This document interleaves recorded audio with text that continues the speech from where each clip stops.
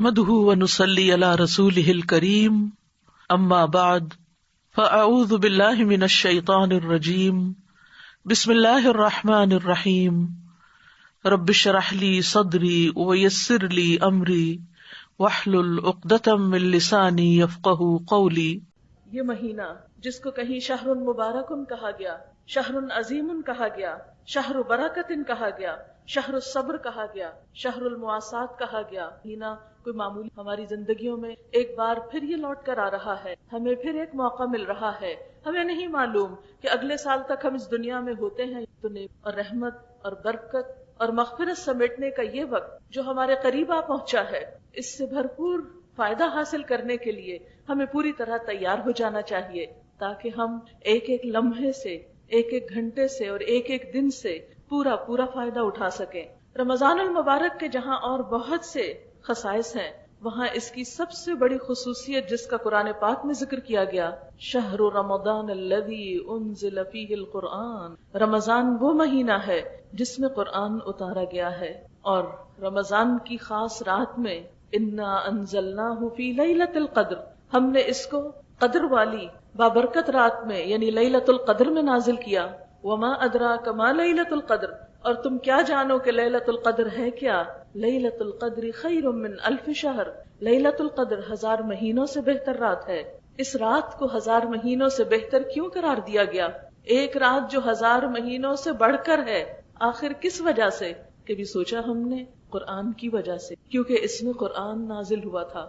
تو اگر ایک رات جس میں قرآن نازل ہوا اس قرآن کی برکت سے 1000 مہینوں سے زیادہ فضیلت رکھتی ہے، 1000 مہینوں سے بڑھ کر ہے، تو پھر وہ شخص اور وہ لوگ جو قرآن کے ساتھ تعلق قائم کریں، قرآن کو سیکھیں اور سکھائیں، قرآن کو اپنے سینوں میں اتاریں، قرآن کے ساتھ زندگی بسر کریں، قرآن کو اپنا رہنما بنائیں، قرآن کی روشنی میں اپنی زندگی گزارنے کے طریقے وضع کریں، پھر ان کی اہمیت اور ان کی عظمت اور ان کی عزت اللہ سبحانہ وتعالیٰ کے ہاں کیا ہو سکتی ہے۔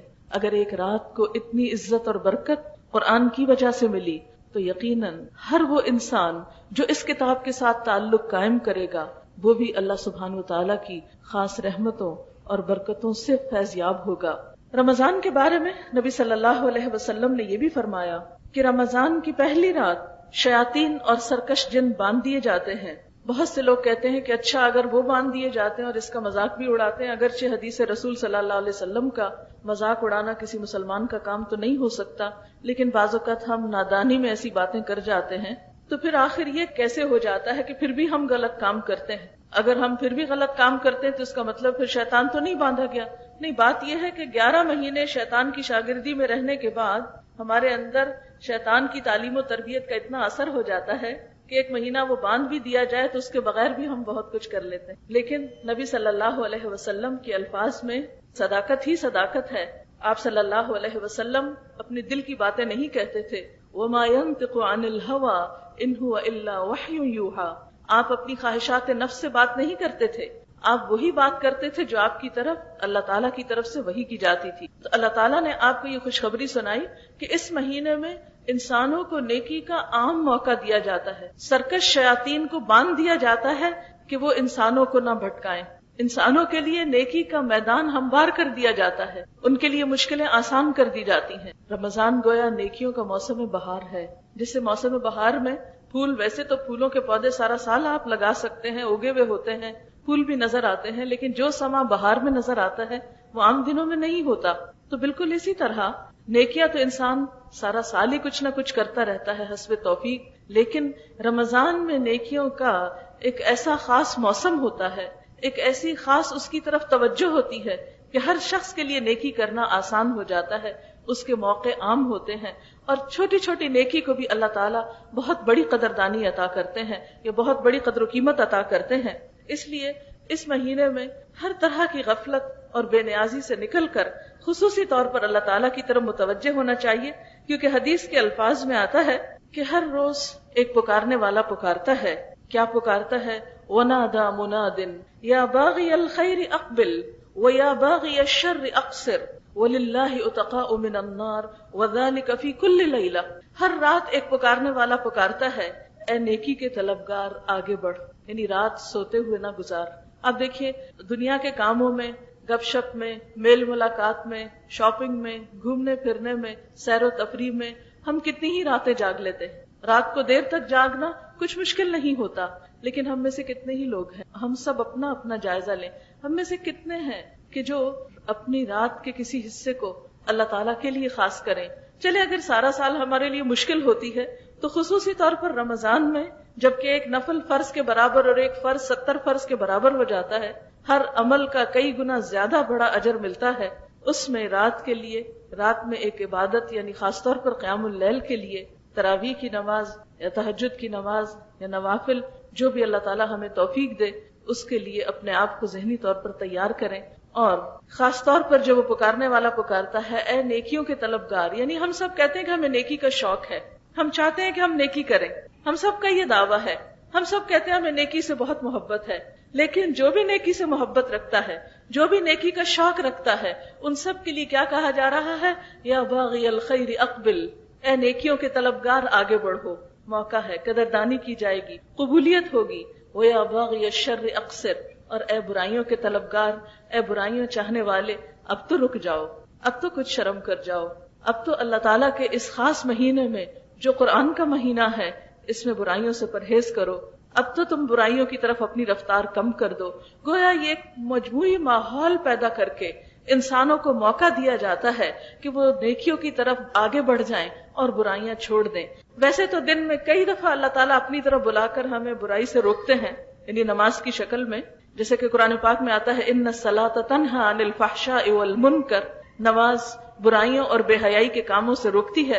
انسان خواہ کسی بھی برائی میں مبتلا ہو، اتنے میں آذان ہو جاتی ہے، نماز کا وقت ہو جاتا ہے، اسے لازماً اس برائی کو چھوڑنا پڑتا ہے. اور اگر نماز میں بہت خشوع خضوع نہ بھی ہو، بہت زیادہ عبادت کی کیفیت نہ بھی ہو، تو ایٹ لیسٹ اتنا تو ہوتا ہے نا کہ جتنی دیر میں ایک انسان وضو کرتا ہے، نماز کے لیے جاتا ہے، نماز کے لیے کھڑا ہوتا ہے، اتنی دیر تک کوئی برا کام تو نہیں کر رہا ہوتا، کوئی جھوٹ نہیں بول رہا ہوتا، کوئی غیبت نہیں کر رہا ہوتا، کوئی چغلی نہیں کر رہا ہوتا، کسی کے بارے میں برا نہیں سوچتا.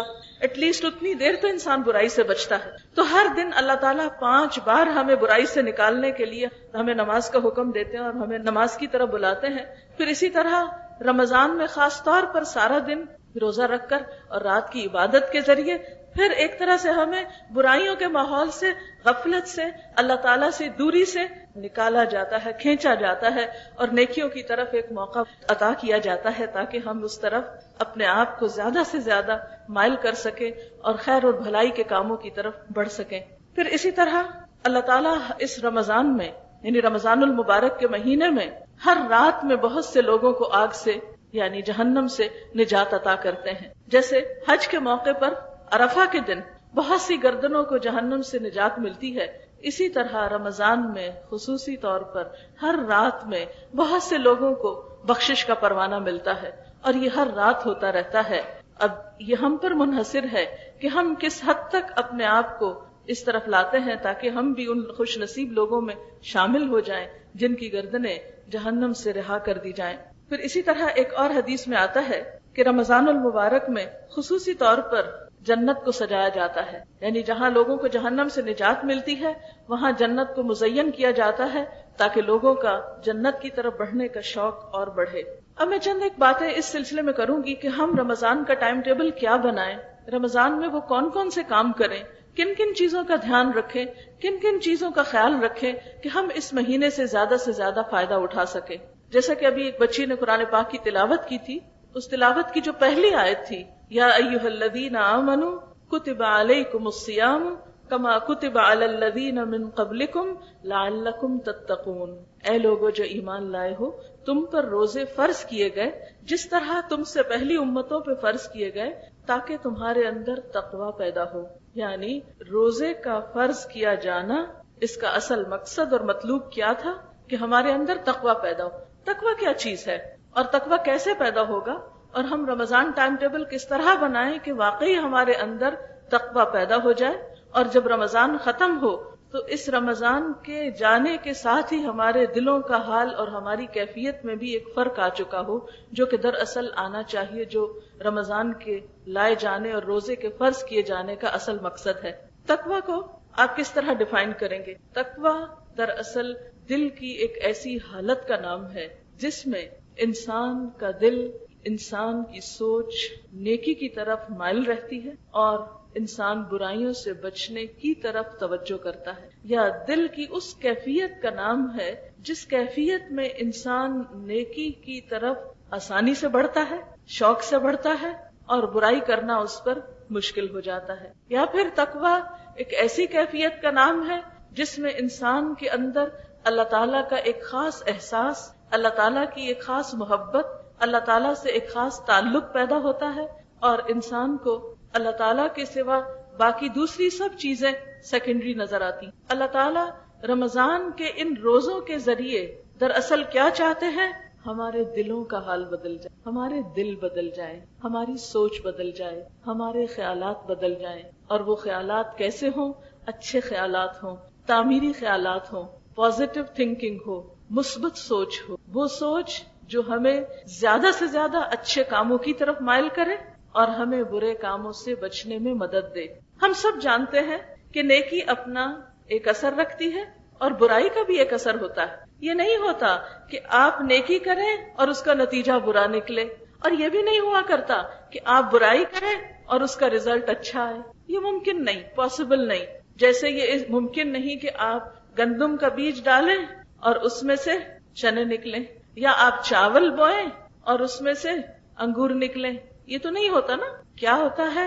جو آپ بیج ڈالتے ہیں، جس چیز کو آپ بوتے ہیں وہی کاٹتے ہیں، جو فصل آپ لگاتے ہیں وہی آپ کے سامنے آتی۔ تو اس دنیا میں ہم جو کچھ بھی کرتے ہیں، آج اس زندگی میں جیسے بیج ڈالیں گے، کل قیامت کے دن ویسی فصل کاٹیں گے۔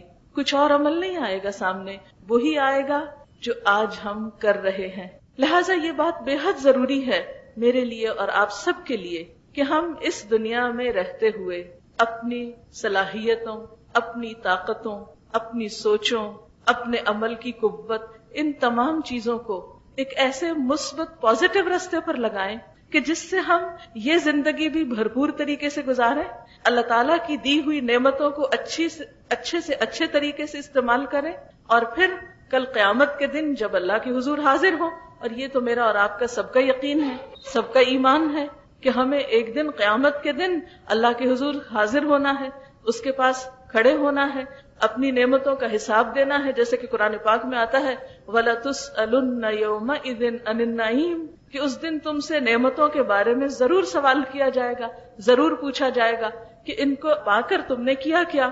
تو گویا رمضان المبارک ایک ایسا مہینہ ہے، ایک ایسا وقت آ رہا ہے جو ہر لحاظ سے آپ کو مدد دے گا کیا بننے میں؟ ایک پازیٹیو انسان بننے میں، ایک مثبت انسان بننے میں، ایک اچھے کام کرنے، یعنی غم، خوف، پریشانی، بے قراری، اضطراری کیفیت، یہ ساری چیزیں انسان کی صلاحیتوں کو ختم کر دیتی۔ بعض کام انسان اس زندگی میں ایسے کرتا ہے، مثلاً کوئی غلط کام کرتا ہے، جیسے جھوٹ بولتا ہے کوئی انسان، وہ سمجھتا ہے کہ جھوٹ بولنا برا ہے، کسی کو دکھ دیتا ہے، تانا دیتا ہے، وہ سمجھتا ہے کہ برا ہے، اس کا ضمیر اس کو ملامت کرتا ہے، لیکن عام طور پر ہوتا کیا ہے کہ کسی برائی کو برا سمجھنے کے باوجود ہم اس کو چھوڑ نہیں پاتے۔ اب آپ دیکھیے کہ جب کوئی شخص جھوٹ بولتا ہے تو ضرور اس کے دل پہ ایک سیاہ داغ لگتا ہے، اس کے دل کے اندر ایک بے چینی کی کیفیت پیدا ہوتی، ایک بے سکونی آتی ہے، نتیجتاً ایک خوف بھی پیدا ہوتا ہے کہ اگر میرا یہ جھوٹ کھل گیا تو پھر کیا ہوگا۔ اسی طرح جب انسان کسی کو برا بھلا کہتا ہے، جواباً دوسرا شخص اس کو برا بھلا کہتا ہے، تعلقات خراب ہوتے ہیں۔ تو وہ کون انسان ہے کہ جو تعلقات کی خرابی کے بعد خوشی محسوس کرے؟ خواہ وہ تعلق بہن بھائی کا ہو، یا شوہر بیوی کا ہو، یا دوستوں کے درمیان ہو، یا کسی بھی انسان کے ساتھ، کیونکہ ساری مخلوق اللہ کا کنبہ ہے۔ انسان خواہ کوئی مسلمان ہو یا غیر مسلم ہو، سب انسان ہیں۔ کسی بھی انسان کے ساتھ جس کے ساتھ آپ کا رہن سہن ہے، آپ کا میل ملاپ ہے، آپ کے تعلقات ہیں، اگر آپ اس کے ساتھ اچھی طرح معاملہ نہیں کر رہے تو کبھی ہو نہیں سکتا کہ آپ اس دنیا میں خوش رہ سکیں۔ تو وہ کون سے طریقے ہیں، وہ کیا کام ہیں، وہ کون سی کوششیں ہیں کہ جن کے کرنے کے بعد انسان اس دنیا میں بھی پرسکون رہنے کا راز پا لیتا ہے، اور نتیجتاً آخرت میں جنت کی صورت میں خوشیاں ہی خوشیاں ہمیشہ کے لیے پاتا ہے۔ ہم سب کا امتحان دراصل یہ ہے کہ ہم اس دنیا میں پروو کریں کہ ہم بے ضرر انسان ہیں، ہم پرامن انسان ہیں، ہماری زبان اور ہاتھ سے کسی کو تکلیف نہ پہنچے۔ نبی صلی اللہ علیہ وسلم نے مسلمان کی ڈیفینیشن کیا بتائی؟ المسلم، آپ سب جانتے ہیں، کسی سے بھی چھپا ہوا نہیں، المسلم من سلم المسلمون من لسانه ویدہ، مسلمان وہ ہے جس کے ہاتھ اور زبان سے دوسرے مسلمان محفوظ رہیں، کسی کو دکھ نہ پہنچے، کسی کو اذیت نہ ہو۔ کیوں؟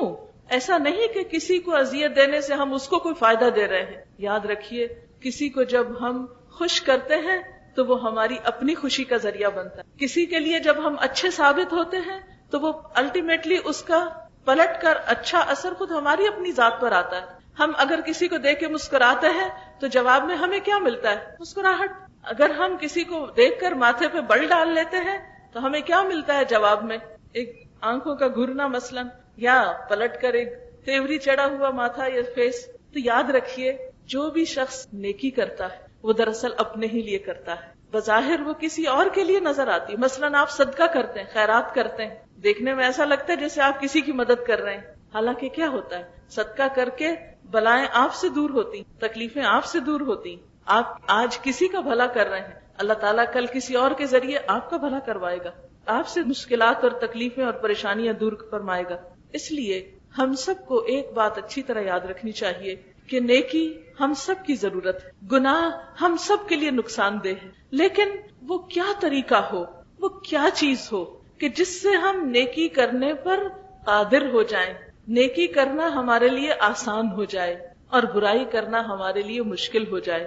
یہ چیز ہم عملاً صحابہ کرام کی زندگیوں میں دیکھتے ہیں، لیکن اپنے آپ کو ہم یہ کہہ کے ایکسکیوز دے لیتے، ہم کیا کریں، ہم تو عام سے انسان ہیں، گناہگار انسان ہیں۔ کہ اللہ تعالیٰ نے ہمیں گناہگار انسان بننے کے لیے تو پیدا نہیں کیا، ہم کیوں اپنے آپ کو ایکسکیوز دے رہے ہیں؟ ٹھیک ہے، گناہوں کا اعتراف ہونا چاہیے، لیکن گناہوں پر اصرار نہیں ہونا چاہیے۔ گناہ کا اعتراف تو اچھا ہے، لیکن گناہ پر اصرار نقصان دہ ہے۔ تو یہ رمضان کا مہینہ جو ہم پر آ رہا ہے، یہ دراصل اس لیے آ رہا ہے لعلکم تتقون، تاکہ تمہارے اندر تقوی پیدا ہو، تمہارے اندر ایک ایسی مضبوط سوچ پیدا ہو کہ جس کو یا تمہارے دل کے اندر ایسے احساسات جنم لیں، گناہوں کے بوجھ سے تم آزاد ہو، تم اللہ تعالیٰ کے قریب ہو، نیکی کر کے تمہیں خوشی ہونے لگے۔ یہ سب احساسات پیدا کرنے کے لیے روزہ بہترین مددگار ہے، اور رمضان اسی لیے آ رہا ہے کہ ہماری نیکی کرنے کی ایک مضبوط بہترین سوچ ہمارے اندر جنم لے، تاکہ ہم واقعی نیکی کر سکیں، ہم اپنی کمزوریوں سے نکل سکیں، ہم اپنے نفس کے ہاتھوں جو خود ہی مجبور ہو جاتے ہیں نا غلط کام کرنے کے لیے، ہم اپنے آپ کو ہی راضی نہیں کر پاتے، اپنے آپ کو ہی منا نہیں پاتے۔ تو دراصل روزہ ہمیں ایک اسٹرینتھ عطا کرتا ہے، ایک اتنی قوت دیتا ہے کہ ہم اپنے ان تمام برائیوں سے جن میں ہم کسی نہ کسی طرح مبتلا ہو جاتے ہیں، ان سے نکلنے میں مددگار ہوتا ہے۔ یہ کیسے ہوتا ہے؟ یہ آپ دیکھیے کہ روزہ رکھنے میں آپ غور فرمائیں کہ روزہ کس طرح رکھا جاتا ہے۔ صبح سحری کھائی جاتی ہے، سب سے پہلے سحری کھانے کے وقت ہم میں سے کسی کا دل نہیں چاہتا کچھ کھانے کو۔ سحری کا کھانا مشکل ترین کام ہوتا ہے۔ ویسے ہم کو کھانا پینا بہت اچھا لگتا ہے، سارا دن ہمیں کچھ نہ کچھ کھانے کو ملتا رہے تو ہم نہ نہیں کریں گے۔ کس کو کھانا پینا پسند نہیں؟ آج آپ دیکھیں کسی بھی سپر مارکیٹ میں تو سب سے بڑا سیکشن کس چیز کا ہوگا؟ چاکلیٹس کا، ٹافیوں کا، اور کچھ نہ کچھ چباتے رہنے کا۔ یعنی جو ہیلدی فوڈ ہے وہ اتنی نہیں ہوگی جتنی جنک فوڈ ہوگی، کیونکہ ہم سب شوقین ہیں کہ ریڈی میڈ تیار شدہ چیز کوئی بھی کسی وقت بیگ سے نکالے اور منہ میں ڈالے۔ لیکن آپ دیکھیے کہ سحری کا وقت سارے دن میں سے ایسا وقت ہوتا ہے جو بالکل کھانے کو دل نہیں چاہتا، کھانا اچھا ہی نہیں لگتا، کچھ پکا ہوا دل نہیں چاہ رہا۔ اس وقت کیا حکم ہے؟ سحری کھاؤ، تسحروا فإن فی السحور برکہ، سحری کھاؤ، سحری کھانے میں برکت ہے۔ سحری کھانے والوں پر فرشتے دعائیں کر رہے ہوتے ہیں۔ سحری کھانا اللہ تعالیٰ کو پسند ہے۔ اہل کتاب اور ہمارے روزوں میں فرق ہی سحری کھانے کا ہے۔ اب دل کی ناپسندیدہ حالت پر کنٹرول کر رہے ہیں ہم، جس چیز کو مرضی نہیں وہ کرا رہے ہیں، پھر ایک خاص وقت میں آ کے بس ہاتھ روک لو، کپ رکھ دو، اگر جلدی نہیں اٹھے تمہارا قصور ہے، بس خلاص یہیں ختم۔ اب جتنا جی چاہے آپ کا کھانے کو، کیونکہ جب ہم کھانے لگتے ہیں نا تو پھر آہستہ آہستہ بھوک کھلنے لگتی، اب سوچتے ہیں یہ بھی کھا لیں، یہ بھی کھا لیں، یہ بھی نہیں، بس ٹائم ختم۔ ایک ڈسپلن کا پابند کر لیا اپنے آپ کو۔ کتنی ہی چیزیں ہماری زندگی میں ایسے آتی ہیں، ٹائم ختم ہوتا ہے لیکن ہمارا کام نہیں ختم ہوتا، ہم آن ہی آن رہتے ہیں، چلتے ہی چلے جاتے ہیں۔ سحری ہمیں ڈسپلن سکھاتی۔ پھر سارا دن شام تک کچھ نہیں کھانا، جتنی چاہے بھوک لگی، جتنی چاہے پیاس ہو، جو چاہے تم تنہا ہو، کوئی بھی تمہارے پاس نہیں، کوئی دیکھنے والا نہیں، کوئی پوچھنے والا نہیں، پیاس سے حلق میں کانٹے چبھ رہے ہیں، آپ تنہا ہے کمرے میں، وضو کیا ہے، وضو کا پانی بھی تھوک تھوک کے تھوک رہے ہیں، عام حالات میں 3 دفعہ کلی کر کے فارغ ہو جاتے ہیں، روزے کی حالت میں کلیاں ختم ہی نہیں ہوتی، کہیں ایک قطرہ نہ اندر چلا جائے، کس قدر احتیاط برت رہے ہیں، کتنے زیادہ کانشیس ہیں۔ تو تقویٰ دراصل کانشیس ہونے کا نام ہے، محتاط ہونے کا نام ہے، کہ نہیں مجھے تو ایک قطرہ اندر نہیں لے جانا، میرا روزہ خراب ہو جائے گا۔ پھر آپ دیکھیے افطار کا وقت آ گیا، اب آپ کو کھانا ہے، لیکن سنبھل کے کھانا ہے، احتیاط سے کھانا ہے، کیونکہ زیادہ کھا لیا، زیادہ پی لیا تو تراویح نہیں پڑی جائے گی۔ اور بعض اوقات کیا ہوتا ہے، مغرب کی نماز لیٹ ہوتی اور اس میں ایک کے بعد ایک چیز کھا رہے ہیں ہم، جو کچھ عام دنوں میں نہیں کھاتے وہ افطار میں کھاتے ہیں۔ عام دنوں میں ہم بس اپنی روٹین میں کھاتے ہیں، لیکن سارے دن کی بھوک کے بعد ہم شام کے وقت دنیا بھر کی من پسند چیزیں اکٹھی کرتے ہیں، یہ بھی ہو جائے، یہ بھی ہو جائے، یہ بھی ہو جائے۔ اب آپ دیکھیں اللہ تعالیٰ قرآن پاک میں کیا فرماتے ہیں، کلوا واشربوا ولا تسرفوا، کھاؤ اور پیو، اسراف نہیں کرو، حد سے زیادہ نہیں کھانا۔ اور اسراف کیا ہے؟ نبی صلی اللہ علیہ وسلم نے فرمایا کہ یہ بات بھی اسراف میں سے ہے کہ تم ہر وہ چیز کھانے لگو جس کو تمہارا جی چاہے، یعنی ہر وقت من پسند چیزیں کھاتے رہنا، یہ اسراف ہے۔ اس لیے اس وقت اب کیا ہے، اذان ہے، نماز کا وقت ہے، آپ کا جی نہیں چاہ رہا ٹیبل سے اٹھنے کو، سب اٹھ گئے نماز پڑھنے، آپ کہتے ہیں اچھا میں ذرا آرام سے کھا کے، مجھے تو اتنی بھوک لگی اور میں نے وہ کہیں سنا تھا جب بھوک لگی ہو تو نماز لیٹ بھی کر سکتے، وہ تو کبھی ایک آدھ دفعہ ہو گیا، پورا مہینہ لیٹ ہو رہی ہے، لیٹ ہو رہی ہے۔ اب آپ دیکھیں نماز کو لیٹ، اب اس کے بعد یہ ہے کہ بعض اوقات پیاس لگی تھی، اتنا پانی پی لیتے ہیں پھر اٹھا ہی نہیں جاتا۔ اب تراویح کون پڑھے؟ اب کیا حکم ہے کہ تراویح پڑھو، کیونکہ تراویح جو ہے من قام رمضان ایمانا و احتسابا غفر له ما تقدم من ذنبه، جس نے رمضان میں ایمان اور احتساب یعنی ثواب کی نیت سے قیام کیا، اس کے پچھلے سارے گناہ معاف ہو جائیں گے۔ اب قیام اللیل، عشاء کی نماز تو ہم کو ساری زندگی میں مشکل لگتی، اب اس میں مزید تراویحاں بھی شامل کر لیں توبہ تو اور مشکل ہو گئی۔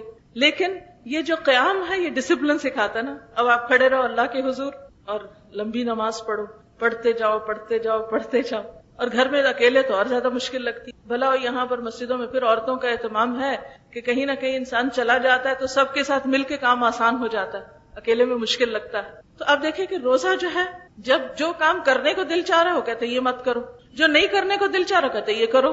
پھر آپ دیکھیں جب ہم افطار کر لیتے ہیں، پھر کھانا کھا لیتے ہیں، پھر تراویح پڑھ لیتے ہیں، اس کے بعد کھانے اور ایکسرسائز کے بعد اتنے فریش ہوتے ہیں اب سونے کو دل نہیں چاہتا، اب دل چاہتا ہے سب بیٹھ کے گپ شپ لگائیں، لیکن اب کیا ہے، اب سو جاؤ، کیونکہ سو گے تو سحری میں آسانی سے اٹھو گے، پھر بڑی مشکل سے نیند آتی، پھر صبح صبح اٹھنا پڑتا ہے، اب دل نہیں چاہ رہا اٹھنے کو، اٹھو جلدی اٹھو، اور خاص طور پہ آپ کی ایج میں تو بہت نیند آتی۔ مجھے تو یاد ہے کہ میرا سب سے مشکل وقت وہ تھا جو آپ لوگوں کا ہے، اتنی گہری نیند، اتنی گہری نیند، کیونکہ بڑے ہو کے تو پھر انسانوں کو بہت سی فکریں لگ جاتی ہیں، لیکن شادی سے پہلے والی نیند بڑی ہی میٹھی نیند ہوتی، اس وقت اٹھنا اور مشکل۔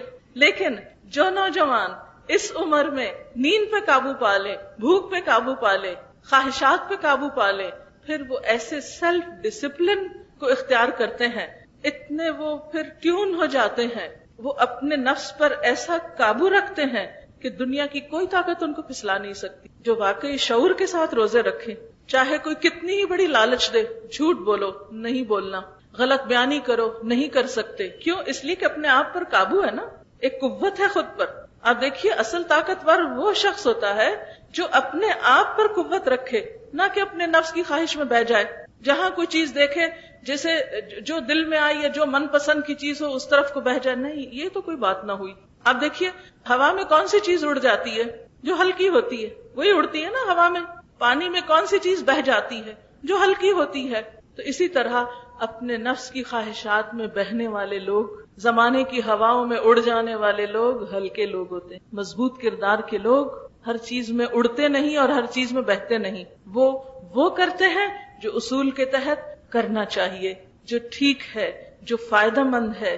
یہ رمضان اور یہ روزے ہمارے اندر ایسا ہی ڈسپلن پیدا کرنا چاہتے ہیں، کیونکہ ایک مسلمان ہونے کی حیثیت سے ہم جب اللہ کے حکم سے حلال چیز چھوڑتے ہیں، روزے میں کھانا پینا حلال ہوتا ہے نا، ہمیں اجازت ہے، لیکن ہم چھوڑتے ہیں، تو پھر یہ ہمارے اندر ایک ایسی طاقت پیدا کرتا ہے، ایسا ڈسپلن لاتا ہے کہ ہم حرام بھی چھوڑ سکتے ہیں۔ یا اللہ تیرے حکم سے ہم نے دودھ اور کھجور بھی نہیں کھائی دن کو، پانی کا گھونٹ نہیں پیا جو تو نے حلال کیا، تیرے حکم سے ہم جھوٹ بھی نہیں بولیں گے، ہم مردہ بھائی کا گوشت بھی نہیں کھائیں گے۔ پتہ ہے نا آپ سب کو مردہ بھائی کا گوشت کیا ہوتا ہے؟ کس کو کہتے ہیں؟ غیبت کو کہتے ہیں، سب کو معلوم ہے۔ اگر اللہ کے حکم سے حلال گوشت نہیں کھا سکتے دن کو، تو کیا اللہ کے حکم سے مردہ بھائی کا گوشت نہیں چھوڑیں گے؟ ہم میں سے کتنے ہی لوگ ہیں جو روزہ رکھ کے بھی کیا کرتے ہیں؟ غیبت نہیں چھوڑتے، دوسروں کی برائیاں کرنا نہیں چھوڑتے، دوسروں کو تنگ کرنا نہیں چھوڑتے۔ اسی لیے آپ صلی اللہ علیہ وسلم نے فرمایا، کم من صائم لیس لہ من صیامہ الا الظما، کتنے ہی روزہ دار ایسے ہیں جن کو اپنے روزے سے سوائے بھوک پیاس کے کچھ حاصل نہیں ہوتا، وہ صرف منہ باندھے رکھتے ہیں، کچھ حاصل نہیں۔ وَكَم مِّن قَائِمٍ لَيْسَ لَهُ مِن قِيَامِهِ إِلَّا السَّحَرُ، کتنے ہی راتوں کو قیام کرنے والے ایسے ہوتے ہیں جنہیں اپنے قیام سے سوائے رت جگہ کے کچھ بھی حاصل نہیں ہوتا۔ تو بات یہ ہے کہ ہمیں صرف کھانے پینے کو نہیں چھوڑنا، صرف کھانے پینے سے پرہیز نہیں کرنا، صرف ہمیں نیند سے پرہیز نہیں کرنا، بلکہ اس کے ساتھ ساتھ اللہ کی حرام کی ہوئی چیزوں، اللہ کی منع کی ہوئی چیزوں کو بھی چھوڑنا ہے، ان سے بھی پرہیز کرنا ہے۔ وہ تمام چیزیں جو اس کو ناپسند ہے، جو اس کے نزدیک ناگوار ہیں۔ میں دہرانا چاہوں گی کہ ہم کس طرح اپنا ٹائم ٹیبل بنائیں، کن خاص چیزوں کا خیال رکھیں کہ جن کو ہمیں کرنا ہی کرنا ہے، اور کن کن چیزوں کو ہمیں چھوڑنا ہے، تاکہ ہم رمضان کو اچھی طرح سیلیبریٹ کر سکیں۔ سب سے پہلی بات تو خود روزہ ہے۔ بہت سے لوگ چھوٹے چھوٹے بہانے کر کے، چھوٹا چھوٹا عذر کر کے روزہ چھوڑ دیتے ہیں۔ یاد رکھیے کہ روزہ ایک ایسی عبادت ہے کہ جو ایسی بیماری میں چھوڑا جا سکتا ہے کہ جس بیماری کے روزہ رکھ کر بڑھنے کا اندیشہ ہو، جان جانے کا اندیشہ ہو، یا بیماری کے زیادہ ہونے کا اندیشہ ہو، کیونکہ جان کی حفاظت لازم ہے نا ہمارے دین میں۔ جان اللہ کی امانت ہے دی ہوئی، ہم اس کو ایسے ہی ضائع نہیں کر سکتے۔ تو اس لیے اللہ تعالیٰ نے اپنا حق بھی لے لیا کہ تم روزہ نہیں رکھو اگر تمہاری جان کو خطرہ ہے یا تمہیں زیادہ تکلیف ہوتی۔ ویسے تو بھوک کی تکلیف تو سبھی کو ہوتی ہے، لیکن بیماری بڑھنے کی تکلیف مراد ہے یہاں۔ اسی طرح سفر، اگر کوئی شخص سفر کر رہا ہے اور سفر ایسا ہے جس میں اس کو شدید بھوک پیاس کا اندیشہ ہو سکتا ہے جو اس کے لیے جان لیوا ہو، تو اس میں بھی روزہ چھوڑنے کی اجازت ہے۔ لیکن یہ نہیں کہ مثلا میں مکہ سے یہاں ہوں تو کہوں چونکہ میں جدہ سفر کر کے جا رہی ہوں تو اس لیے میں روزہ ہی چھوڑ دوں۔ ایسے سفر میں روزہ نہیں چھوڑنا، بلکہ ایسا سفر کہ جو انسان کے لیے اتنا پرمشقت ہو جائے کہ انسان اس کے بعد روزے کا حق ادا نہ کر سکے اور اس کی جان کو خطرہ ہو جائے، تو اس سفر میں بھی چھوڑنے کی اجازت ہے۔ ادروائز بغیر کسی عذر کے روزہ چھوڑنا، نبی صلی اللہ علیہ وسلم نے فرمایا، اگر کوئی شخص بغیر کسی وجہ کے ایک روزہ رمضان کا چھوڑ دیتا ہے تو اس کے بدلے میں اگر وہ ساری زندگی روزہ رکھے تو اس ایک روزے کے اجر کو نہیں پا سکتے۔ اگر ہم بغیر کسی وجہ کے، بغیر کسی عذر کے، بس ایسے ہی سستی میں وہ کیا کریں، آنکھیں نہیں کھلی اس لیے میں نے پھر آج روزہ ہی نہیں رکھا، نہیں، روزہ تو رکھنا ہے۔ اسی طرح خصوصی طور پر بچیوں کے حوالے سے بعض اوقات انہیں یہ نہیں پتا ہوتا کہ مثلاً پیریڈز میں کب شروع کرنا ہے، کب چھوڑنا ہے۔ بعض اوقات ہم یہ سوچتے ہیں کہ جی 7 دن سے پہلے تو پاک نہیں ہوتے، 7 دن کے روزے چھوٹ گئے۔ نہیں، اگر آپ 5 دن میں پاک ہو گئے ہیں تو 2 دن کے روزے آپ کو رکھنے ہوں گے۔ یعنی پیریڈز میں کوئی 7 دن کا کوئی بھی اسلام میں تصور نہیں کہ 7 دن آپ کو نماز نہیں پڑھنی یا 7 دن روزہ نہیں رکھنا، نہیں، اس کا تعلق تو پاک ہونے سے ہے۔ اچھا، یہ بات شروع ہوئی تو اس میں 1-2 چیزیں اور بھی بتاتی جاؤں۔ ہمارے ہاں یہ بھی ایک بات بہت مشہور ہے کہ اگر 12 بجے کے قریب روزہ ختم ہو جائے، یعنی پیریڈ شروع ہو جائے، تو ایسی صورت میں شام تک روزہ پورا کرو، کچھ کھاؤ پیو نہیں، کھانے پینے نہیں دیتے۔ حالانکہ اگر روزہ رہا نہیں تو آپ دوا کھائیں یا پانی پیئیں یا کچھ اور کھائیں، اس سے کوئی فرق نہیں پڑتا۔ اسی طرح اگر افطار سے 5 منٹ 10 منٹ پہلے پیریڈ شروع ہو گئے تو اس میں روزہ ختم ہو جاتا ہے۔ بعض لوگ کہتے ہیں نہیں، بس وہ 5 منٹ ہی تو رہتے تھے اس لیے وہ روزہ پورا ہو گیا۔ نہیں، آپ کو ثواب مل گیا انشاءاللہ سارا دن جو آپ نے روزہ رکھا، لیکن اس روزے کی قضا رکھنی ہوگی۔ بعض لوگوں کو یہ کہتے سنا گیا ہے کہ چونکہ یہ روزے ہم اپنی مرضی سے تو نہیں چھوڑتے، اس لیے قضا کس لیے دیں، وہ بعد کے دنوں میں گنتی نہیں پوری کرتے۔ بہت سی ینگ گرلز رمضان میں روزے چھوڑ دیتی ہیں عذر کی وجہ سے اور بعد میں روزے پورے نہیں کرتی۔ نہیں، صحیح احادیث سے یہ بات ثابت ہے۔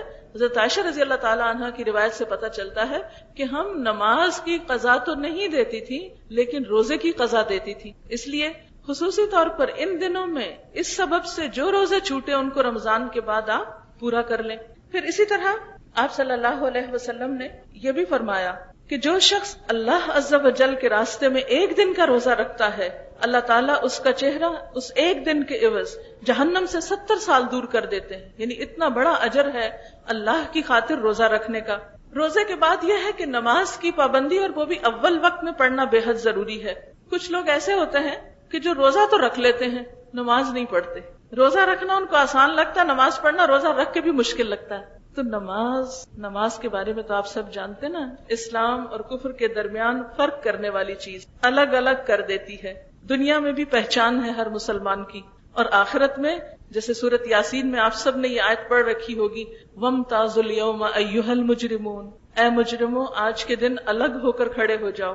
دنیا میں نماز اگر نہیں پڑھتے تھے تو نماز پڑھنے والے اور نہ پڑھنے والے قیامت کے دن اکٹھے نہیں ہو سکیں گے. قرآن پاک ہی کے ایک اور سورت میں آتا ہے، بے نماز لوگوں سے پوچھا جائے گا، ما سلککم فی سقر، تمہیں جہنم میں کیا چیز لے گئی؟ قالوا لم نک من المصلین، وہ کہیں گے ہم نماز پڑھنے والوں میں سے نہ تھے. ولم نک نطعم المسکین، اور ہم مسکین کو کھانا نہیں کھلاتے تھے. وکنا نخوض مع الخائضین، اور ہم بحثیں کرنے والوں کے ساتھ مل کے بحثیں کرتے تھے. آج ہم میں سے بعض مسلمانوں کا حال یہ ہو گیا کہ نہ وہ اللہ کا حق ادا کرتے ہیں، نہ بندوں کا حق ادا کرتے ہیں، اور جہاں دین کی بات آتی ہے بحث مباحثہ شروع کر دیتے ہیں. ہمارا دین بحث مباحثے کے لیے تو نہیں، اتنی خوبصورت تعلیمات تو زندگی میں عمل کے لیے ہیں. اس لیے آپ صلی اللہ علیہ وسلم نے فرمایا کہ افضل الصلاة بعد الفریضۃ صلاۃ اللیل، فرض نماز کے بعد افضل ترین نماز رات کی نماز ہے.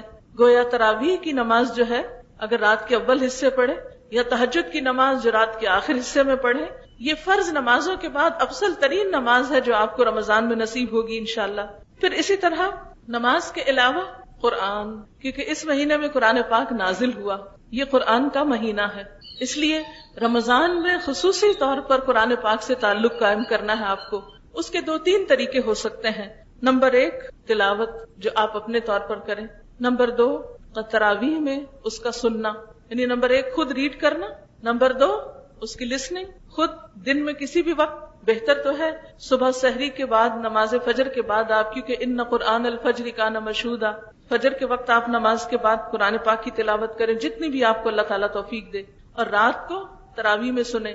اس کے علاوہ دن میں اگر آپ ایک وقت مقرر کریں جس میں قرآن پاک کا ترجمہ جانیں، یا قرآن پاک کے بارے میں جتنا بھی آپ سیکھ سکیں، جو بھی آپ کے حالات آپ کو موقع دیں. رمضان میں کوشش کریں کہ تلاوت میں ایک دفعہ پورا قرآن پاک ضرور پورا ہو جائے، ایک تراویح میں پورا ہو جائے، اور ہو سکے تو ایک ترجمے کے ساتھ پورا کر دیں، کیونکہ ہمیں ویسے سمجھ میں نہیں آتی. اچھا اس کی کیا دلیل ہے؟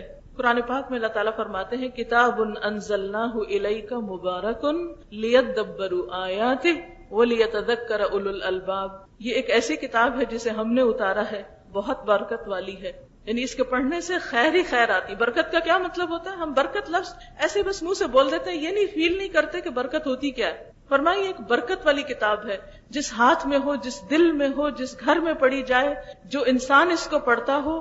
آپ دیکھیے کہ جس شہر میں یہ کتاب نازل ہوئی اس کو ام القرا کہا گیا، اس کی کتنی اہمیت اور فضیلت ہے. وہاں جو مسجد الحرام ہے اس میں ایک نماز کا ثواب 1,00,000 نمازوں کے برابر ہے. جس نبی صلی اللہ علیہ وسلم پر نازل ہوئی وہ تمام انبیاء کے سردار ہیں. جو فرشتے اس کو لے کر آئے جبریل امین تمام فرشتوں کے سردار ہیں. جس رات میں نازل ہوئی وہ 1000 مہینوں سے بہتر ہے. جس مہینے میں نازل ہوئی وہ مہینہ رمضان سارے مہینوں سے زیادہ بہتر ہے. تو یہ کتاب تو جس پر آئی، جو اس کو لایا، جس رات میں آئی، جس مہینے میں آئی، وہ سارے ہی سارے افضل قرار پائے. جس امت کے لیے آئی خیر امتن قرار پائی. تو اس لیے اس کتاب کے ساتھ جو بھی تعلق قائم کرے گا اس کے زندگی میں لازماً برکت آئے گی. برکت سے مراد خیر و بھلائی، رحمتیں، اور یہ نہ صرف یہ کہ دنیا میں بلکہ آخرت میں بھی. ایک حدیث میں آتا ہے کہ قرآن پاک قبر میں بھی، یعنی جو شخص قرآن کے ساتھ بہت وقت گزارتا تھا تو قرآن پاک قبر میں ایک ایسے دوست کی شکل میں اس کے ساتھ ہوگا کہ جس کی وجہ سے اس کے قبر کا خوف اور جو وحشت اور تنہائی ہے وہ دور ہو جائے گی. اور اسی طرح قیامت کے دن سورۃ البقرہ اور سورۃ آل عمران پرندوں کے جھنڈ کی طرح اپنے پڑھنے والوں پر سایہ کیے ہوئے ہوں گی، یہ بھی حدیث میں آتا ہے. اسی طرح قرآن پاک اپنے پڑھنے والے کے حق میں شفاعت کرے گا، سفارش کرے گا، اور وہ کیا کہے گا؟ یا رب اس نے مجھے دن میں بھی پڑھا، اس نے مجھے رات کو قیام یعنی نماز میں بھی پڑھا، اللہ تعالیٰ اس کی بخشش فرما. پھر جو شخص اس کو حفظ کر لیتا ہے اس کے والدین کو بھی ایسے تاج پہنائے جائیں گے کہ جس کی روشنی سورج کی روشنی سے بھی زیادہ بہترین ہوگی. اسی طرح یہ ہے کہ اس کو حق دیا جائے گا کہ وہ اوروں کی بھی شفاعت کر سکے. تو یہ کتاب بنیادی طور پر ہدی للمتقین ہے، تقوی والوں کی ہدایت کے لیے آئی ہے. تو وہ روزہ جس کا مقصد ہی تقوی حاصل کرنا ہے، تو اس روزے کو رکھ کر اس کتاب سے ہدایت حاصل کرنا اور اس سے رہنمائی حاصل کرنا سب سے بہترین کام ہو سکتا ہے رمضان میں. کتاب انزلناہ الیک مبارک لیدبروا آیاتہ، ایک ایسی کتاب جسے ہم نے اتارا ہے، بہت بابرکت ہے، تاکہ لوگ اس کی آیتوں میں غور و فکر کریں. وَلِيَتَذَكَّرَ أُولُو الْأَلْبَابِ، اور تاکہ عقل والے اس سے نصیحت حاصل کریں. پھر اسی طرح ہم دیکھتے ہیں کہ حضرت ابن عباس بیان کرتے ہیں نبی صلی اللہ علیہ وسلم بہت سخاوت کیا کرتے تھے، لیکن رمضان میں جب آپ جبریل امین سے ملاقات کرتے تو آپ تیز آندھی سے بھی زیادہ سخاوت کرتے، اور یہ رمضان کی ہر رات میں ملاقات ہوتی تھی. اور آپ صلی اللہ علیہ وسلم رمضان میں پورے قرآن پاک کی جو اس وقت تک نازل ہوتا جبریل امین کے ساتھ دہرائی کیا کرتے تھے. اس کو دور کہتے ہیں، دورہ قرآن کرتے تھے. اور آخری سال جو آپ کی زندگی کا تھا اس میں آپ نے یہ 2 دفعہ کیا، 2 مرتبہ آپ نے پورے قرآن پاک کی دہرائی کی. تو آپ دیکھیے کہ رمضان میں پورے قرآن پاک کی دہرائی جو ہے یہ نبی صلی اللہ علیہ وسلم کا طریقہ رہا ہے. اس لیے ہمیں بھی کسی نہ کسی طرح تلاوت ہو، تراویح ہو اور سمجھ کے پڑھنا، ھدی للمتقین کا کام، یہ کوشش کریں کہ رمضان میں 1 دفعہ مکمل ہو جائے. پھر اسی طرح رمضان میں خوب آپ کو دعائیں کرنی ہیں. سب سے پہلے روزہ رکھنا ہے، دوسرا نمازوں کی پابندی، نمازوں میں اول وقت کی پابندی، پھر صلاۃ التراویح کی پابندی، اور پھر اس کے بعد قرآن پاک کی تلاوت. چوتھی چیز دعا مومن کا ہتھیار ہے. رمضان میں دعائیں بہت قبول ہوتی، سحری کے وقت دعائیں قبول ہوتی ہیں. آپ کو معلوم ہے نا، رات کے آخری حصے میں اللہ تعالیٰ آسمان دنیا پر آ جاتے ہیں اور بندوں کو پکارتے ہیں، اور بندوں کے خصوصی طور پر گناہ معاف ہوتے ہیں. اور مومن بندوں کی صفت کیا بتائی گئی ہے؟ وَبِالْأَسْحَارِ هُمْ يَسْتَغْفِرُونَ، سحری کے وقت وہ استغفار کرتے ہیں. تو آپ سحری بنا رہے ہو یا چلتے پھرتے ٹیبل لگا رہے ہو، کچھ بھی، ساتھ استغفر اللہ ربی من کل ذنب واتوب الیہ دہراتے جائیں، کیونکہ استغفار جو ہے وہ ہر مشکل سے نکلنے کا طریقہ ہے. زندگی میں کوئی بھی آپ کے جو تکلیف یا دکھ یا مشکل یا پریشانی ہے، اس کو آپ ذہن میں رکھ کے خوب استغفار کریں. اور دنیا کی تکلیفیں تو ویسے بھی چلی جانی ہے، خصوصی طور پر آخرت کی پریشانی، اس کے لیے استغفار کی کثرت. پھر اسی طرح روزہ رکھنا ایک سارا دن عبادت ہے، دن میں بھی دعائیں نمازوں کے بعد، خصوصاً فرض نماز کے بعد. پھر افطار کے موقع پر دعا قبول ہوتی ہے. افطاری کے وقت عموماً گھر میں ہلا گلا ہوتا ہے، سب لاؤ ادھر، کیا ٹیبل نہیں لگا، وہ نہیں چیز بنی، کتنی دیر رہ گئی، اب دیکھو کیا وقت ہو گیا، ایک شور شرابہ ہنگامہ ہوتا ہے. تو اس کے لیے کیا کریں؟ 5-10 منٹ پہلے کام شروع کر دیں. آخری 10 منٹ جو ہے یا 5 منٹ سب گھر والے بیٹھ جائیں، آرام سے سکون سے دعائیں کریں، اللہ کا ذکر کریں، اور سکون اور وقار کے ساتھ روزہ افطار کریں. کیونکہ روزہ دار جب روزہ کھول رہا ہوتا ہے تو اس وقت کی دعا رد نہیں ہوتی. اس وقت خوب اپنی دنیا اور آخرت اور تمام مسلمانوں کی بھلائی کے لیے دعائیں کریں. پھر اسی طرح یہ ہے رات کو تراویح کے درمیان بھی آپ دعا کریں، پھر صبح اٹھ کے پھر دعائیں کریں. تو یہ مہینہ دعاؤں کا مہینہ بھی ہے، اور دعاؤں سے انشاءاللہ وہ تمام مرحلے اور وہ تمام منزلیں طے ہوں گی جو عام طور پر انسانی کوششوں میں نہیں ہوتی یا اس سے ممکن نہیں ہوتی. اگلی چیز جو آپ کو کرنی ہے وہ صدقہ خیرات ہے. اس مہینے میں کثرت کے ساتھ صدقہ خیرات، اور اس میں سب سے پہلے روزے کی افطاری. صحابہ کرام کو جب آپ صلی اللہ علیہ وسلم نے روزہ افطار کرانے کا ثواب بتایا کہ اتنا ثواب ملتا ہے جتنا روزہ رکھنے والے کے روزے کا ہے، یعنی جس کو آپ افطار کرا رہے ہیں، تو اس پر سب نے کہا کہ ہمارے پاس اتنا نہیں ہوتا کہ ہم اوروں کا بھی روزہ افطار کرائیں، یعنی بمشکل اپنا کرتے ہیں، سب کو کیسے روزہ افطار کرا سکتے ہیں؟ آپ نے فرمایا یہ ثواب اس کو بھی ملتا ہے جو ایک لسی کے گھونٹ یا ایک کھجور کے ٹکڑے سے بھی کسی کا روزہ افطار کرا دیتا ہے. تو آپ اپنے رشتہ داروں، دوستوں، ہمسایوں، حتیٰ کہ جب آپ گھر میں بیٹھے ہوتے ہیں نا تو خود اٹھا کے کھجور کھانے کی بجائے پہلے دوسرے کو آفر کر دیا کریں. اور ہر ایک اگر دوسرے کو آفر کر رہا ہے ایک طرح سے، اور جب آپ خواتین گھر میں افطاری بناتی ہیں تو اسی نیت سے بنائیں کہ اللہ تعالیٰ آپ کو اس کا اجر و ثواب عطا کرے. اور خصوصاً بچیاں، کیونکہ عام طور پر ایسا ہوتا ہے نا، جب امی کہتی ہیں آؤ بھی افطاری یا سحری میں مدد کرو، تو آپ کہتے ہیں ہمارے تو امتحان ہے، ہمارا تو ٹیسٹ ہے، ہمارا تو ہوم ورک بہت ہے، ہم تو کچھ نہیں کر سکتے. نہیں، انشاءاللہ آپ نے ثواب کی نیت سے ضرور امی کا ہاتھ بٹانا ہے، تھوڑا یا زیادہ جو بھی ممکن ہو، خوشی سے، بغیر اس کے کہ وہ آپ کو بلائے. آپ اس نیت کے ساتھ کہ روزہ دار کو جب روزہ رکھواتے ہیں تو بھی ثواب ہے، چاہے وہ اپنے گھر کے لوگ ہوں، اور جب افطاری بناتے ہیں کسی کو پانی پلاتے ہیں یا کھجور کھلاتے ہیں، چاہے وہ اپنے ہی گھر کے لوگ ہیں، آپ ان کے لیے ٹرے میں لگا کے لے جاتے ہیں، پیش کرتے ہیں، اس سے بھی آپ کو انشاءاللہ اجر و ثواب ملے گا.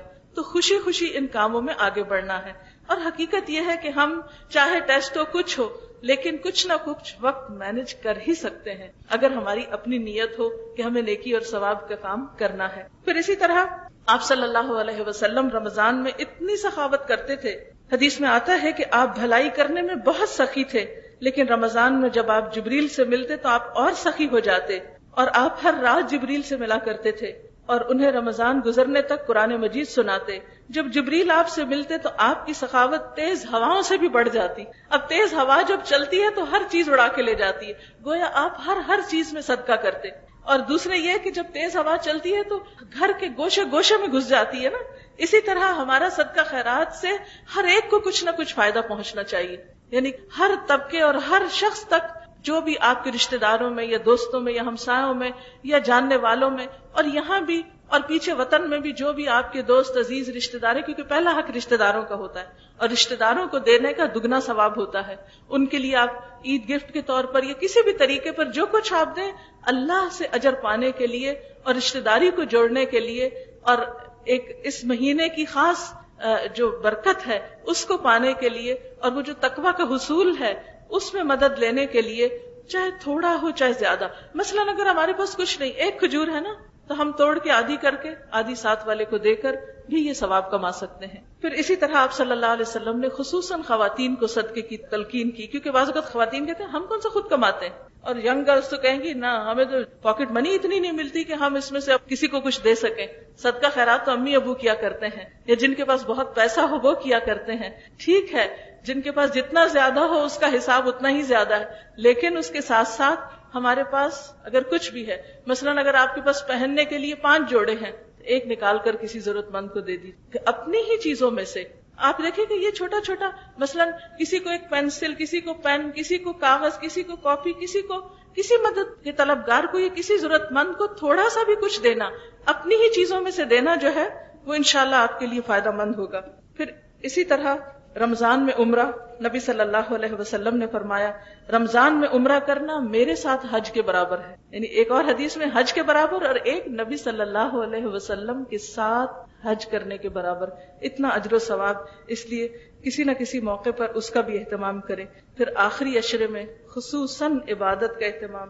انشاءاللہ جب آخری عشرہ شروع ہوگا تو اس وقت تھوڑا سا ہم اس موقع پر چند باتیں دہرا لیں گے. اسی طرح یہ ہے کہ انسانوں میں سے جو بیمار ہیں ان کا خیال، پھر اسی طرح کیونکہ حقوق العباد کی بھی ضرورت ہے. پھر اسی طرح اگر آپ کا کوئی خدمتگار ہے تو اس کے کام میں کمی، کیونکہ بعض اوقات ایسا ہوتا ہے نا، گھر میں کوئی سرونٹس وغیرہ ہوتے ہیں، ان کو ہم کہتے ہیں لاسٹ مومنٹ پہ گرم پراٹھا لا کر دو، وہ بیچارے تو اس پراٹھا بنانے میں لگے رہتے ہیں اور ان کی سحری رہ جاتی. تو اس لیے ان کے کام میں کمی کرنے کے بارے میں نبی صلی اللہ علیہ وسلم نے فرمایا جو اس مہینے میں اپنے غلام سے کم کام لے گا اللہ تعالیٰ اس کو بخش دے گا اور جہنم سے آزاد کرے گا. یعنی ان کے اوپر مشقت، کیونکہ بعض جیسے ورکرز باہر دھوپ میں کام کر رہے ہوتے ہیں، کھیتوں میں کام کر رہے ہوتے ہیں، یا بڑے بڑے مشقت والے کام کر رہے ہوتے ہیں، تو ان کے کاموں کے آورز میں یا کام کی شدت میں روزے کی خاطر کچھ نہ کچھ کمی کر لینا جو ہے یہ بھی اجر و ثواب کا باعث ہے. اور پھر خصوصاً جو محروم طبقات ہیں ان کا خیال رکھنا، ہمسایوں کا خیال رکھنا آپ نے. پھر اسی طرح صرف روزہ رکھنا ہی نہیں بلکہ اور صرف جھوٹ سے ہی نہیں بچنا، غیبت سے ہی نہیں بچنا، بلکہ لغو باتوں سے بھی پرہیز. لغو باتیں کیا ہوتی ہیں؟ جس بیکار کی گپ شپ جس کا کوئی مقصد نہیں ہوتا، کوئی اس کو چھیڑنا، کوئی اس کا مذاق اڑانا، کوئی راہ چلتے کو کوئی بات کرنا. قرآن پاک میں اللہ تعالیٰ کامیاب مومنوں کی صفت بیان کرتے ہیں والذین هم عن اللغو معرضون. وہ کامیاب ہونے والے کون ہیں؟ جو لغو، بیکار، بیہودہ باتوں سے پرہیز کرتے. وَإِذَا مَرُّوا بِاللَّغْوِ مَرُّوا كِرَامًا. جب وہ لغو کے پاس سے بھی گزرتے ہیں تو معزز طریقے سے گزر جاتے ہیں. بہت اچھی طرح ہمبل، متواضع، خوش اخلاقی کے ساتھ آگے بڑھ کر سلام کرنے والے، نیکیوں اور بھلائیوں کے کام میں دوڑنے والے ہو کر بننا ہے، نہ کہ دوسروں کو ستانے والے اور مذاق اڑانے والے. اور پھر آخری بات یہ کہ ہمیں ساتھ ساتھ جائزہ لینا ہے کہ ہم کس سٹیج پر ہیں. نبی صلی اللہ علیہ وسلم نے ایک مرتبہ صحابہ کرام سے فرمایا کہ ممبر لاؤ. آپ کے لیے ممبر لایا گیا. جب آپ پہلی سیڑھی پر چڑھے تو فرمایا آمین، جب دوسری پہ چڑھے تو فرمایا آمین، تیسری پہ چڑھے تو فرمایا آمین۔ صحابہ کرام ذرا حیران ہوئے کہ آپ نے کس کی دعا پہ آمین کہا ہے؟ تو اس موقع پر آپ نے فرمایا کہ جب میں نے پہلی سیڑھی پر قدم رکھا تو جبریل امین میرے پاس آئے اور کہنے لگے کہ ہلاکت ہے اس شخص کے لیے ہلاکت ہے جس نے رمضان کا مہینہ پایا اور اپنے گناہوں کی معافی اور بخشش حاصل نہ۔ تو میں نے جواب میں کہا آمین، یعنی اتنی رحمتیں اور برکت، اور پھر ابتدا میں بھی برکت لیکن آخری راتیں اور پھر اس میں لیلۃ القدر کی تلاش اور پھر آخری عشرے کا اعتکاف، نیکی کے بے شمار مواقع، ان سارے مواقع کو جس نے گنوا دیا اور بخشش حاصل نہ کر پایا اس کے لیے پھر ہلاکت۔ تو آپ نے کیا فرمایا آمین۔ اور دوسرے وہ شخص جس نے بڑھاپے میں اپنے ماں باپ دونوں یا کسی ایک کو پایا اور پھر ان کی خدمت کر کے جنت حاصل نہیں، اس کی بھی ہلاکت۔ جبریل نے جب یہ کہا تو آپ نے فرمایا آمین۔ اور تیسرے یہ کہ جس کے سامنے آپ صلی اللہ علیہ وسلم کا نام لیا جائے اور پھر وہ درود نہ پڑے، یعنی جب نبی صلی اللہ علیہ وسلم کا نام لیا جائے تو دل میں کیا کہنا چاہیے؟ صلی اللہ علیہ، تو وہ بھی خیر و بھلائی سے محروم ہو۔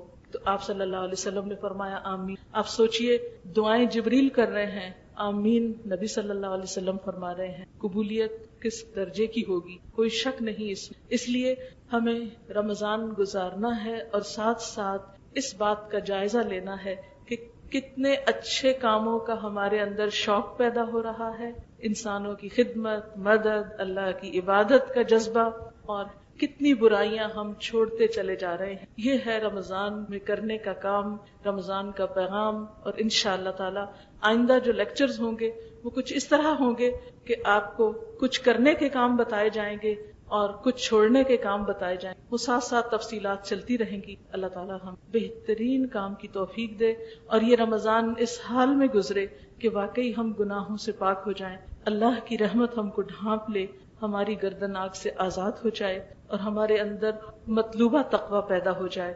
دعا کر لیتے ہیں۔ سبحان اللہ والحمد للہ ولا الہ الا اللہ واللہ اکبر ولا حول ولا قوة الا بالعلی العظیم۔ اللہم صل علی محمد وعلی آل محمد کما صلیت علی وعلی آل ابراہیم انک حمید۔ اللہم بارک علی محمد وعلی آل محمد کما بارکت علی ابراہیم وعلی آل ابراہیم۔ ربنا آتنا فی الدنیا حسنۃ وفی الآخرۃ حسنۃ وقنا عذاب النار۔ ربنا لا تزغ قلوبنا بعد إذ هديتنا وهب لنا من لدنك رحمة الوهاب۔ ربنا هب لنا من أزواجنا وذرياتنا قرة واجعلنا للمتقين إماما۔ يا حي يا قيوم برحمتك نستغيث لا إله إلا أنت سبحانك إني كنت من الظالمين۔ اللهم إنا نسألك علما نافعا وعملا متقبلا ورزقا طيبا۔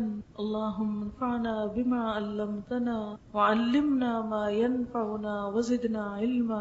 اللهم اكفنا بحلالك عن حرامك وأغننا بفضلك عمن سواك۔ اللهم لا مانع لما أعطيت ولا معطي لما منعت ولا ينفع ذا الجد الجد۔ یا اللہ پاک جو کچھ ہم نے پڑھا ہے سنا ہے اپنی رحمت سے قبول فرما۔ یا اللہ جو بات تیری مرضی کے مطابق ہو ہمیں اس پر عمل کی توفیق عطا فرما۔ اگر ہماری زبان سے کوئی بھول چوک کر ایسی بات ہو گئی ہو جو آپ کو پسند نہ آئی ہو تو ہم سے درگزر فرما اور ہمارے دلوں کو ہدایت کی طرف موڑ دے۔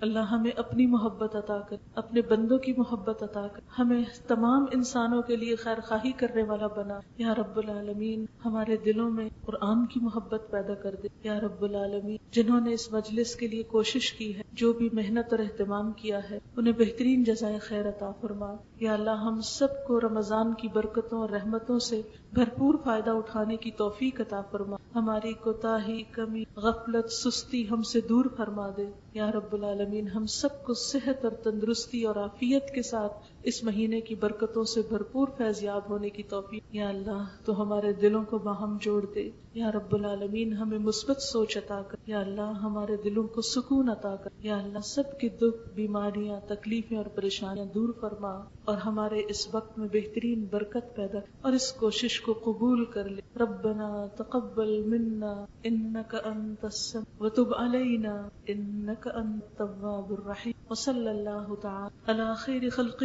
محمد وعلى آلہ وأصحابہ وأہل بیتہ اجمعین برحمتک یا ارحم الراحمین. سبحانک اللہم وبحمدک نشہد ان لا الہ الا انت نستغفرک ونتوب. والسلام علیکم ورحمۃ اللہ وبرکاتہ.